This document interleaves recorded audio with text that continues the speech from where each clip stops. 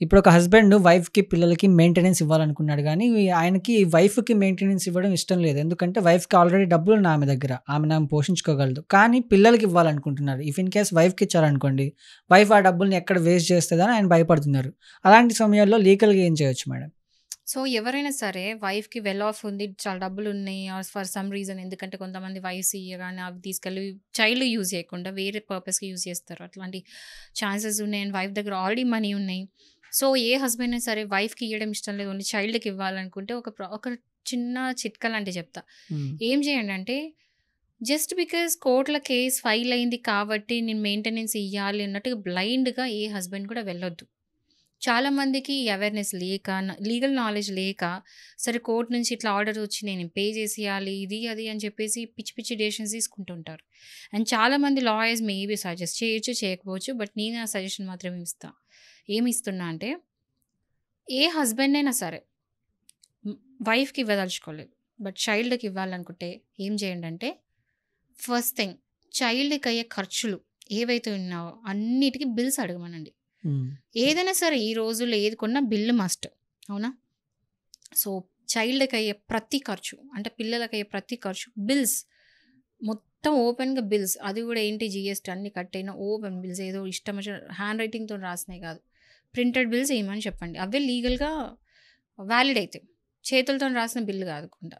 కావాలంటే మ్యానిపులేషన్ చేయొచ్చు. So, printed bills తీసుకోమని అడగండి. హ్మ్. ఆ ప్రింటెడ్ బిల్స్ ఏదైతే కోర్ట్స్‌లో ఇస్తారో దాన్ని బట్టి లెక్క గట్టి, దాన్ని బట్టే మీరు మెయింటెనెన్స్ ఇస్తా అని చెప్పేసి మీ లాయర్‌తోని చెప్పించండి కోర్ట్‌లో. ఓకే. ఓకే.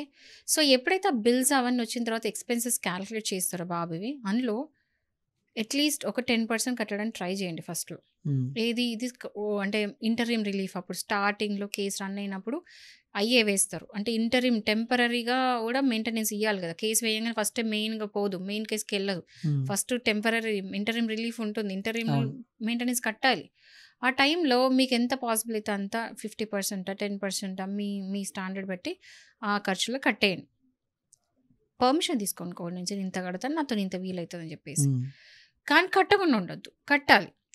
కట్టిన తర్వాత ఏం చేయండి అంటే వెయిట్ చేయండి. అంటిల్ మెయిన్ పిటిషన్ అంటే మెయిన్ మెయింటెనెన్స్ కేస్ మొత్తం అయిపోయేదాకా వెయిట్ చేయండి. హ్మ్. ఆ తర్వాత లెక్క కట్టిన తర్వాత మీ అడ్వకేట్‌తోని చెప్పించి ఆ బిల్స్ ప్రకారము కరెక్ట్ కాలిక్యులేట్ చేపియండి. హ్మ్. అడిగిన వెంటనే ఆర్డర్స్ ఇచ్చిన వెంటనే కట్టేయొద్దు. ఓకే. సో, మెయిన్ పిటిషన్ వచ్చిన తర్వాత ఆర్డర్స్ వచ్చినంక, దాన్ని బట్టి మీరు ఆ లెక్కలన్నీ చూసుకొని, మీరు జస్ట్ మొత్తం లాయర్ మీద కంప్లీట్ డిపెండ్ గాకుండా, మీరు కూడా కూర్చొని లెక్కలు వేసుకొని, ఏది ఎంత ఇవ్వాలని ఎందుకంటే మీ కేసు మీకు బాగా తెలుస్తది. అవును. లాయర్ కంటే ఎక్కువ మీకే ఎక్కువ తెలుస్తది. మీ పర్సనల్ కేస్. హ్మ్. సో, దాన్ని బట్టి మీరు లెక్కలు కట్టుకొని ఒక బిల్ లాగా మీరు ఒక బ్రేక్ త్రూ అంటే లెక్కలు ఇట్లా పేపర్ తీసుకొని రాసుకోండి. దీనికింత, దీనికింత, దీనికింత. హ్మ్. అంతకంటే ఎక్కువ రూపాయి కూడా ఉండొద్దు. ఈ లెక్క మొత్తం గూడా అసెట్స్ అండ్ లయబిలిటీస్ పిటిషన్ వేసిన తర్వాత ఈ కాలిక్యులేషన్ అనేది కూడా మీరు పిటిషన్‌లో వేపియండి. హ్మ్.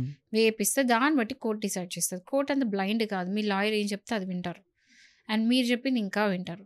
So, try to convey. మీరు కోర్ట్‌కి మీ ఏదున్నా సరే ఇదే కాదండి. ఎవరైనా హస్బెండ్స్ ఇప్పుడు కేస్ ఫైల్ అయిందంటే ఒక అపోహ ఏముంటదంటే మొత్తం జడ్జెస్ అందరూ కూడా వైఫ్ ఫేవర్‌లో ఉంటారు. ఆడవాళ్ళ ఫేవర్‌లో ఉంటారని అనుకుంటారు. హ్మ్. But not always. ఎక్కడ మిస్ అయితుంది తెలుసా? హస్బెండ్స్ వచ్చి కన్వే చేయలేకపోవడం. మీరేది ఉన్నాడో ఓపెన్‌గా కోర్ట్స్‌లో ఇది అని చెప్పేసి మీరు క్లియర్‌గా కన్వే చేసినప్పుడు జడ్జి గారికి అది అర్థమవుతది. అర్థమైన తర్వాత దాన్ని బట్టి ఆర్డర్స్ ఇస్తారు. హ్మ్. సో, మీరు గమ్మున కూర్చొని సైలెంట్‌గా ఉండకూడదు. మీరన్నా చెప్పండి. మీరు అపాయింట్ చేసుకున్న లాయర్‌తోనన్నా చెప్పియండి. కానీ మీకున్న ప్రతి ఒక్క పాయింట్ కోర్ట్‌కి కన్వే అయ్యేటట్టు చెప్పండి. ఓకే. అప్పుడు హస్బెండ్స్ ఫేవరబుల్ కూడా ఆర్డర్స్ వస్తాయి. హ్మ్. అండ్ బెస్ట్ పార్ట్ ఈస్ ఇప్పుడు మెయింటెనెన్స్‌కి సంబంధించి ప్రతి ఒక్క గైడ్‌లైన్ సుప్రీం కోర్ట్ ఇచ్చున్నది. ఏది ఎంత కాలిక్యులేట్ చేయాలి, అవసరాలు బట్టి మంచి అంటే హస్బెండ్ స్టాండర్డ్ బట్టి అండ్ ఆమె హస్బెండ్‌తో ఉన్నప్పుడు ఇలాంటి లైఫ్ సాగించిందో, ఆ లైఫ్ తగ్గట్టు, ఆ డబ్బులు తగ్గట్టు మెయింటెనెన్స్ ఇవ్వాలి. ఇలాంటి కొన్ని ఉన్నాయి. ఒక 10 ఇచ్చారు గైడ్‌లైన్స్. హ్మ్. సో, అవన్నిట్లో హస్బెండ్ ఫేవరబుల్ కూడా చాలా పాయింట్స్ ఉన్నాయి. ఓకే. ఇది మర్చిపోవద్దు. హ్మ్. సో, దాని ప్రకారం హస్బెండ్స్ మంచిగా లాజికల్‌గా, తెలివిగా ఆలోచించి ఏది అమౌంట్ కట్టాలి, ఎట్లా కట్టాలని చెప్పేసి మీరు లాయర్‌ని సంప్రదించి మరీ చేసుకోండి. ఓకే. బ్లైండ్‌గా వెళ్ళిపోవద్దు. కంప్లీట్‌గా బ్లైండ్‌గా వెళ్తే మాత్రం ఖచ్చితంగా నష్టమైతది. ఓకే. సో, టెక్నికల్‌గా లీగల్ ప్రాసెస్‌ని 100% యూజ్ చేసుకోండి.